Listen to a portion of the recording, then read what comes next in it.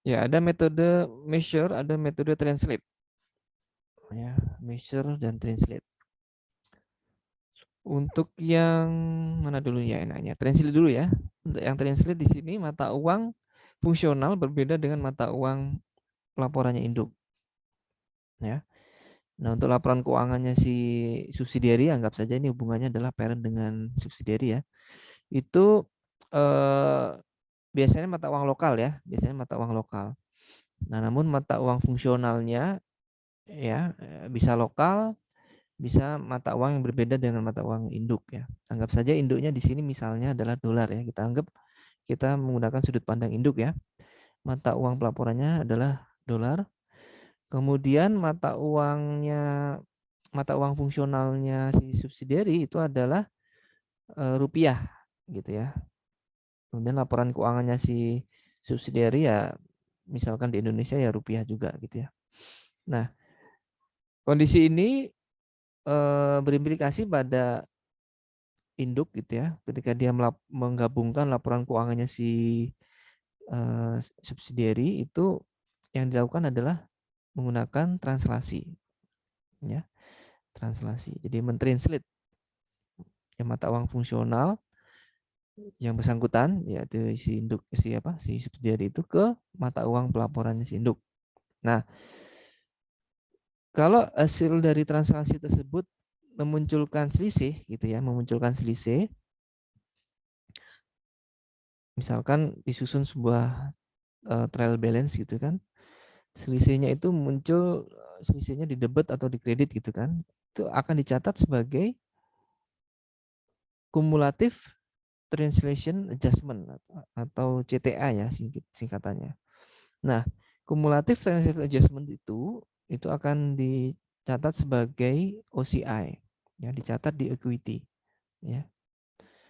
Jadi efek dari transaksi tersebut akan dicatat di equity. Nah, OCI itu kan di equity ya. Ya.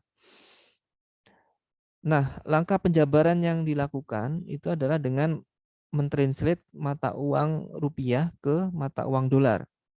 Ya, di mana kurs yang digunakan itu tidak tunggal ya, namun secara umum sebenarnya menurut konsepnya dengan metode translasi itu kurs yang digunakan ya secara umum adalah current rate.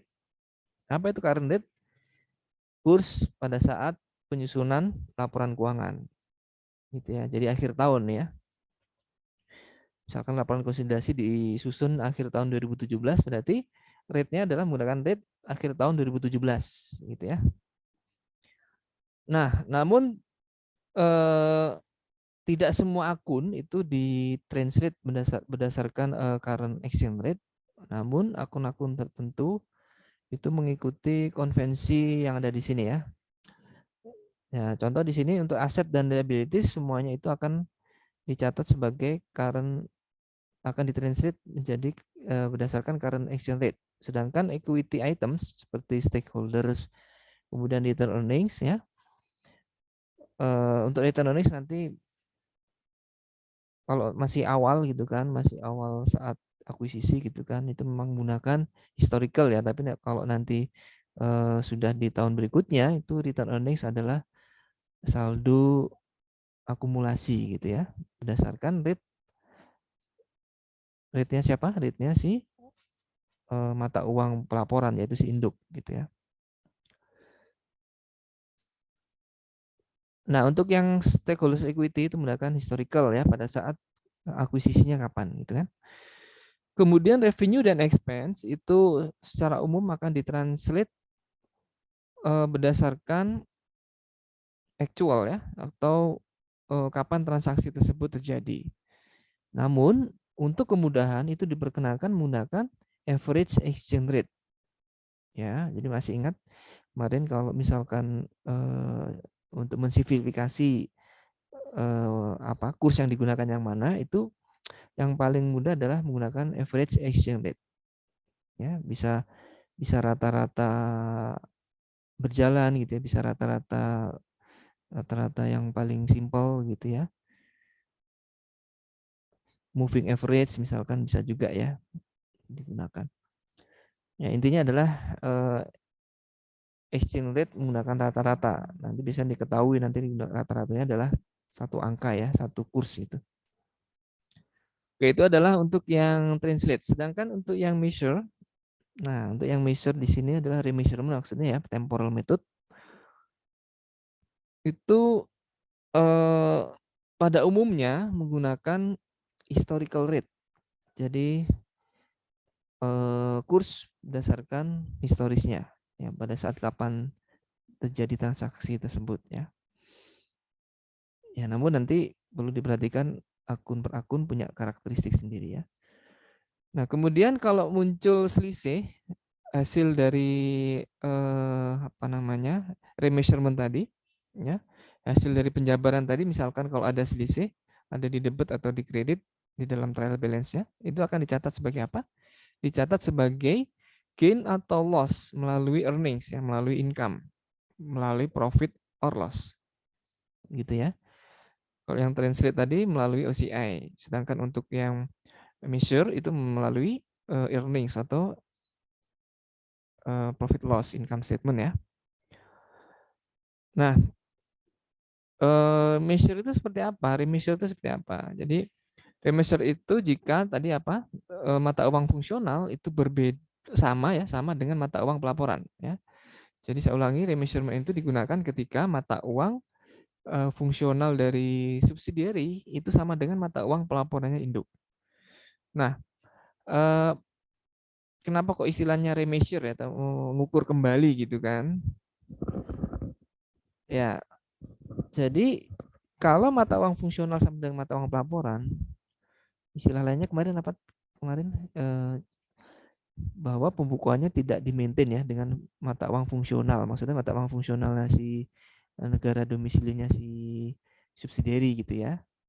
Itu artinya mata uang fungsional sama dengan mata uang pelaporan pada dasarnya ketika si siapa si subsidiary ini menyusun laporan keuangan menggunakan local currency gitu kan, itu dia eh, mengkonversikan mata uang fungsional ke dalam mata uang lokal gitu kan di dalam laporan keuangannya subsidiary, karena di subsidiarinya itu kan laporan keuangannya kan sesuai dengan negara yang dia tempati kan, domisilinya di mana. Kalau di Indonesia laporan keuangannya dia berdasarkan laporan keuangan di Indonesia gitu kan, rupiah gitu kan mata uangnya. Nah, semuanya dirupiahkan sama si subsidiary. Kemudian untuk digabungkan kembali ke dalam laporan keuangannya induk, maka perlu di reverse gitu ya, perlu dikembalikan ke dalam mata uang fungsionalnya, ke dalam mata uang pelaporannya. Oleh sebab itu disebut dengan remeasure. Jadi diukur ulang gitu kan. Sudah diukur ke dalam mata uang apa lokal, kemudian diukur kembali ke dalam mata uang fungsional sama dengan mata uang pelaporannya. Jadi itulah sebabnya disebut dengan remeasurement gitu ya. Nah, yang dilakukan remeasure adalah akun-akun untuk yang monetary asset. Apa itu monetary asset? Jadi kalau yang current debt tadi kan tidak dipisah ya, monetary asset atau non monetary asset, semuanya pokoknya dicatat atau dijabarkan dengan current debt. Sedangkan untuk yang temporal method itu dibedakan antara monetary asset dengan monetary liabilities. Ya. Untuk monetary asset dan monetary liabilities itu menggunakan current exchange rate. Ya, ini logikanya adalah ya disamakan dengan current value-nya gitulah ya, atau fair value-nya ibaratnya kalau dia fair value gitu kan. Menggunakan current rate sesuai dengan rate mata uang pelaporan saat itu gitu ya, saat penyusunan laporan keuangan ya. Nah, dan juga yang non monetary asset yang diukur berdasarkan current value itu juga menggunakan current exchange rate. Apa contohnya non monetary asset yang diukur dengan current value? Contohnya adalah aset tetap yang menggunakan metode apa revaluasi ya. Itu kan selalu akan diupdate di akhir tahun disesuaikan dengan kondisi pasar waktu itu kan. Nah, itu menggunakan current exchange rate ya atau current rate. Nah, sedangkan non monetary asset di luar itu, jadi yang tidak dihitung atau diukur menggunakan current value, itu diperkenankan menggunakan historical rate. Kemudian equity items itu menggunakan historical, ini sama ya, simetris dengan yang current rate ya. Kemudian revenue and expense, ya, revenue dan expense itu pada umumnya sama seperti yang current rate, ya, menggunakan actual atau diperbolehkan juga menggunakan untuk kemudahannya adalah average exchange rate, ya, menggunakan average exchange rate. Kemudian untuk yang expand ya, expand di sini, expand yang terkait dengan monetary asset ya, yang terkait dengan non monetary asset itu di translate, bukan di translate istilahnya ya, dijabarkan gitu ya, menggunakan actual rate ya, menggunakan actual rate ya, atau kalau tidak tersedia boleh juga menggunakan average exchange rate ya. Ya, pada umumnya biasanya mengikuti pencatatan non monetary asset. Kalau dia menggunakan current value itu kan, maka menggunakan current exchange rate. Tapi kalau menggunakan historical ya dia ngikut historical gitu ya. Jadi ini sangat kondisional ya. Untuk yang other expand untuk yang terkait dengan non monetary asset. Contohnya apa? Contohnya adalah depresiasi. Ya, depresiasi kalau misalkan aset tetapnya tersebut menggunakan historical, maka depreciated expense juga historical gitu ya, kondisional. Kemudian apalagi inventory ya, inventory pada umumnya apa? Pada umumnya kemarin itu kalau inventory seperti yang dijelaskan, untuk COGS-nya cara menghitungnya adalah komposit ya, komposit. Jadi dihitung dulu nanti beginning inventory-nya menggunakan historical misalkan ya. Kemudian purchase-nya adalah menggunakan actual atau rata-rata, boleh juga.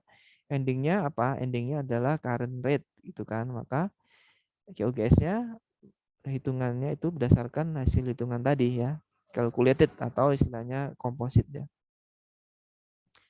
Oke, pengecualiannya di situ ya. Kemudian untuk expense yang apa namanya? Expense yang non monetary asset ya, ya tadi yang saya jelaskan itu menggunakan historical ya. Menggunakan historical.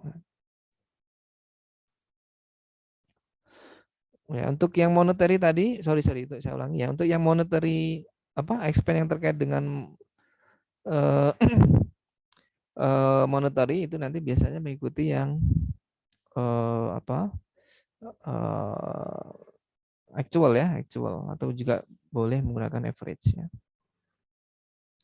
Sehingga ketika nanti dibandingkan ya, kita dibandingkan dengan historical rate-nya, jadi berbeda dengan ketika dia melakukan penjabaran dari eh, apa dari laporan keuangannya berdasarkan LCU gitu ya, lokal current unitnya si subsidiary ke laporan keuangannya induk, itu biasanya yang membedakan adalah di sininya, yang menggunakan current exchange rate nih, yang warnanya biru nih. Ya, biasanya perbedaannya yang muncul ada di sini. Kemudian juga yang merah ini juga akan muncul perbedaan, gitu ya. Yang selebihnya kalau dia historical biasanya nggak ada masalah, nggak ada perbedaan gitu ya. Ketika di translate atau di remeasure gitu ya, hasilnya akan sama. Untuk yang non monetary asset, net measured value, kemudian equity items dan seterusnya. Oke, ini sekedar refresh ya untuk memudahkan saja. Namun untuk lebih clear-nya kita perlu lihat case per case ya. Ya, seringkali begitu. Kalau kita buatkan polanya kayaknya lebih sederhana gitu kan. Tapi ketika nanti dimasukkan ke dalam menyelesaikan soal, pertanyaan gitu kan, kayaknya ada yang perlu dimodifikasi ya. Patternnya, polanya gitu ya. Ya, ini yang kemarin ya. Ini contohnya untuk yang current method tadi. Jadi mudahnya nih aset dan liabilities dia current rate. Tapi untuk yang nominal account, contohnya untuk yang sales, depreciation bahkan di sini ya itu dia menggunakan average. Kemudian capital stock, return earnings dia menggunakan historical. Kemudian dividen di sini menggunakan actual. Ya. Lalu kalau ada exchange loss ya atau exchange gain itu nanti akan menggunakan average ya, menggunakan average. Ya. Jadi exchange loss atau exchange gain akibat apa transaksi dengan valuta asing. Ya kan kalau transaksi dengan valuta asing itu intinya adalah semuanya akan dimasukkan ke dalam profit loss. Ya. Contohnya apa? Contohnya penyelesaian utang piutang. Kalau penyelesaian utang piutang itu menimbulkan selisih kurs, ya, di mana transaksinya adalah transaksi falas, maka kerugian, keuntungan semuanya masuk ke dalam profit loss. Nah, yang tidak masuk ke dalam profit loss adalah selisih dari penjabaran. Oke, teman-teman, jangan sampai salah paham ya bahwa untuk yang selisih hasil penjabaran untuk metode current method itu masuknya ke OCI ya atau yang tadi disebutkan apa? Accumulated translation adjustment ya. Ya, atau cumulative translated adjustment ya, CTA. Nah, itu yang nanti akan masuk ke dalam OCI gitu ya. Tapi kalau selisih kurs akibat transaksi dengan falas ya, baik itu oleh si subsidiary gitu kan, maka dia tetap dicatat sebagai exchange loss atau exchange gain, masuknya ke profit loss. Nah, sekarang bedanya dengan yang temporal itu kan tadi secara umum harusnya menggunakan historical ya, tapi enggak. Ternyata di dalamnya nanti dibedakan antara monetary dan non monetary ya. Untuk yang monetary dia defaultnya adalah current rate. Kemudian untuk yang non monetary defaultnya adalah historical. Kemudian untuk yang lainnya, misalkan depreciation expense dia mengikuti plan asetnya. Ya, di sini contohnya adalah depreciation expense untuk plan aset ya. Kalau dia historical ya udah ikut historical gitu kan. Kalau dia current value ya ikut yang current value gitu ya. Ya, atau biasanya kalau dia current value dia menggunakan yang average ya. Seingat saya begitu dia menggunakan average di sini depreciation expense-nya. Mengikuti metode translasi. Kemudian yang untuk inventories itu di sini ada FIFO first in first out ya. Jadi yang tersisa nanti adalah ending inventory-nya di sini menggunakan apa namanya current ya atau bisa juga kondisi pada saat eh, pembukuan ya apa pada saat penyusunan laporan ya. Nah, bisa dengan current di sini. Nah, dia tergantung nanti di sini diketahuinya adalah berdasarkan komposit ya ending inventory nanti cara ngitungnya gimana? Cara menghitungnya itu adalah beginningnya inventory itu menggunakan historical atau menggunakan current value awal tahun, current rate awal tahun ya.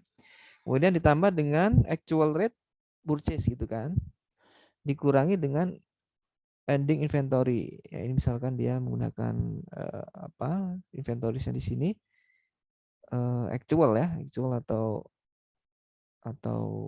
apa namanya ya berdasarkan yang diketahui di soal gitu kan.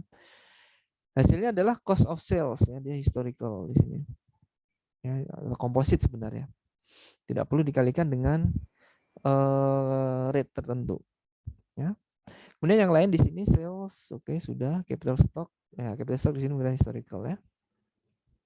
Ya, accumulated depreciation ini agak beda ya. Ini menggunakan historical sesuai dengan plan asetnya dia menggunakan apa? Current rate atau historical ya. Current value atau bukan. Oke.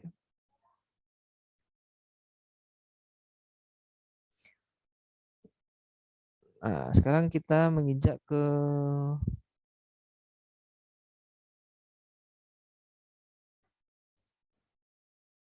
oke, sudah bisa diakses ya.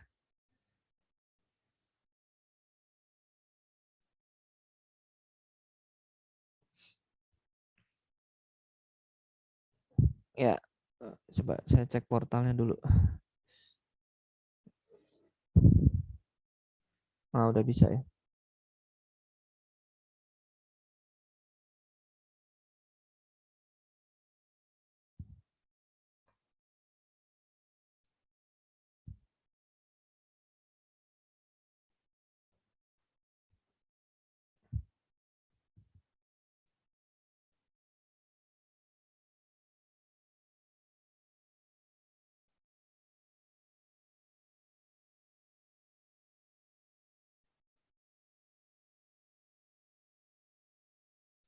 Oke, masuk semua ya teman-teman.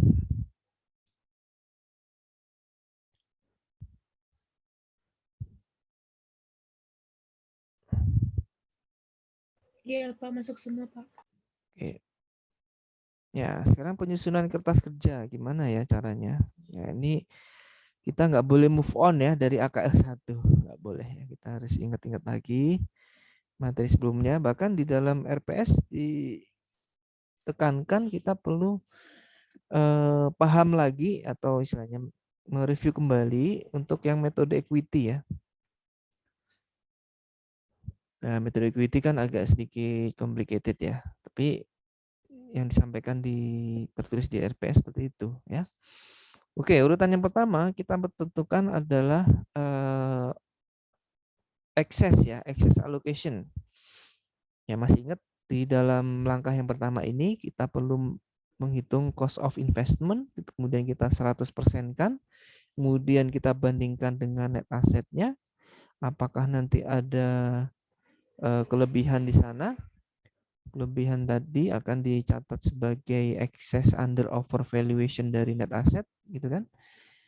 Kemudian kalau masih ada sisa ditaruh atau dicatat sebagai goodwill. Namun untuk eh, bab terkait dengan foreign currency itu sangat kecil kemungkinannya excess tadi dicatat sebagai goodwill. Namun yang lebih sering adalah dicatat sebagai paten ya. Kenapa? Karena di situ nanti seninya ya. Seninya ada di situ ya. Ketika nanti paten maka ada amortisasi. Amortisasinya menggunakan apa? Ya, tergantung metodenya. Kalau yang temporo nanti menggunakan, kalau yang diketahuinya adalah average, ya average itu kan. Kemudian untuk yang current rate ya sudah pasti dia menggunakan bukan pasti ya, kalau biasanya kalau current rate itu menggunakan average ya, menggunakan average. Seringnya menggunakan average. Ya, jadi amortisasi atas paten di mana paten adalah aset gitu kan. Nah, itu akan menggunakan apa? Ya sesuai dengan metodenya tadi ya. Secara umum sih average ya, menggunakan average. Kemudian setelah itu excess tadi akan diamortisasi ya kan, akan diamortisasi yang menjadi saldo baru dari excess gitu ya. Nah, nanti soal yang sederhana kan biasanya tahun akuisisi misalkan 2017 ya, awal 2017, maka membuat laporan keuangan konsolidasinya akhir tahun 2017. Nah, baru sekali amortisasi gitu kan. Tapi kalau nanti akuisisinya beberapa tahun yang lalu ya, lebih dari setahun misalkan 2016, sedangkan kita posisinya adalah menyusun laporan keuangan akhir tahun 2017 ya, maka nanti amortisasinya sudah terjadi selama 2 tahun kan gitu. Oke, kemudian untuk langkah selanjutnya kita perlu menghitung consolidated net income ya.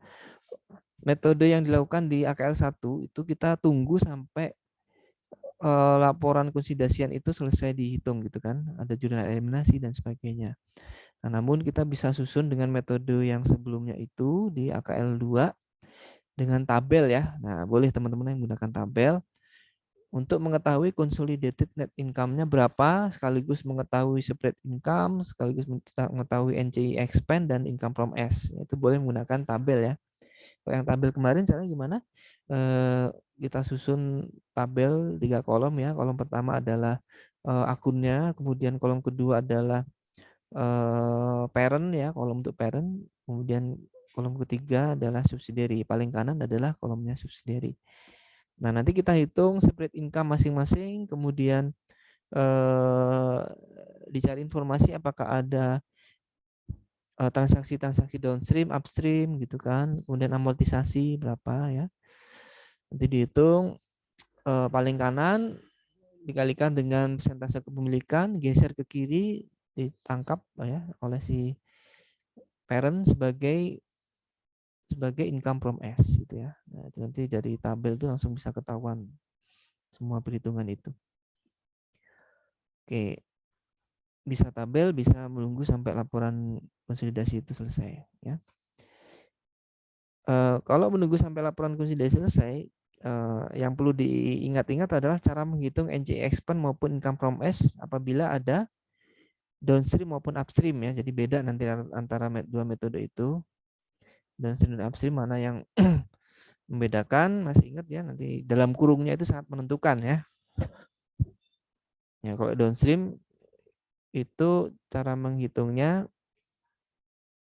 untuk yang NCI expand dulu ya, untuk yang downstream itu atas transaksi atau atas keuntungan P gitu kan dari penjualan ke S, keuntungan tersebut tidak boleh diakui sebagai bagian dari NCI expand gitu ya, jadi dikeluarkan. Sedangkan untuk yang income from S itu akan masuk tapi di luar tanda kurung gitu kan. Jadi sepenuhnya nanti keuntungan tadi akan dinikmati oleh si P ya, baik itu unrealized maupun realized profit ya. Kan masih ingat ya? Gitu ya, gimana teman-teman? Kalau untuk yang downstream,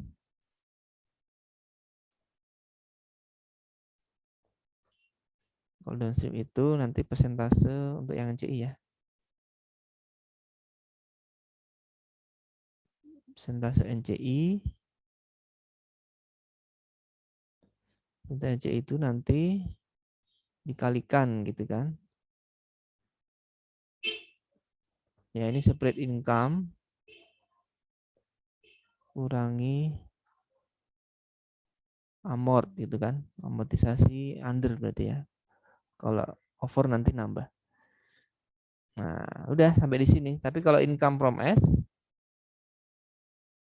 persentase apa? Persentase CI. Nah, di luar tanda kurung ya. Amort.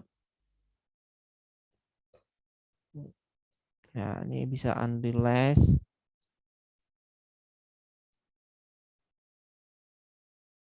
maupun realized gitu kan. Ya. Kalau untuk yang upstream ya, upstream itu nanti relatif simetris ya, semuanya masuk ke dalam tanda kurung, tinggal nanti persentasenya ini dibedakan ya. Oke, lanjut ke intercompany transaction, receivable, payable, downstream, upstream, unrealized, realized gain ya. Nah, ini ya harapannya kalau ada downstream ya sampai sini lah ya. Tapi tidak menutup kemungkinan juga nanti yang bawahnya ini juga akan dikeluarkan ya, takutnya nanti ada soal iseng kan. Semua apa namanya transaksi itu tidak, untuk yang downstream upstream itu tidak hanya terkait dengan inventory, bahkan nanti ada non depreciable asset atau depreciable asset dan juga bonds. Ini harapannya sih tidak sampai sinilah gitu, tapi tetap teman-teman antisipasi ya. Coba buka-buka lagi yang AKL1. Nah, namun yang inventory ini biasanya ada ya, biasanya sih ada. Ya. Oke, kemudian investment in S ending, investment in S begin ini juga harus dicari ya, harus dihitung. Nah, kembali buka-buka AKL1 ya. Kemudian reciprocal investment in S ya. Saya biasanya untuk memudahkan teman-teman di kelas lain itu menggunakan istilah ini. Nah, ini. Book value net asset begin unamortized excess goodwill gitu kan. Ini kan jurnal eliminasi ya. Jadi singkatannya bug di debit, in di kredit ya, bug in gitu ya. Semuanya begin ya. Bikin ini juga bikin. Kemudian ini itu juga bikin ya, nanti kalau dia paten dia bikin tahun gitu kan, awal tahun saat penyusunan laporan keuangan. Jadi semuanya serba bikin ya. Apa yang nanti dimunculkan, yang dimunculkan adalah paten ya, kalau dia paten. Kemudian apalagi ini unamortized excess nanti akan ditampung dulu di unamortized excess, baru kemudian dialokasikan ya. Ya ini unamortized excess begin ya, hati-hati.